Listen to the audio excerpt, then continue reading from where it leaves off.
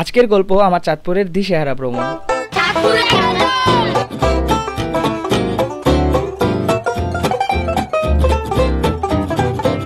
ঢাকা থেকে ডে ট্রিপের জন্য সবচেয়ে বেস্ট অপশন ইলিশের বাড়ি চাঁদপুর। ও 30 টাকা কেজি মাছ বাবু ভেয়ে খাবে গো।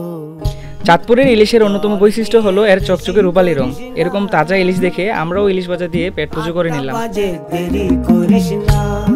চাঁদপুর ইলিশের বাড়ি বলে যে শুধু ইলিশই আছে তা কিন্তু না, চাঁদপুরে রয়েছে 71-এর মুক্তিযুদ্ধের শহীদদের স্মরণে নির্মিত ভাস্কর্য, অঙ্গীকার স্মৃতিসৌধ, রক্তধারা স্মৃতিসৌধ এবং নান্দনিক চাঁদপুর জেলা স্টেডিয়াম।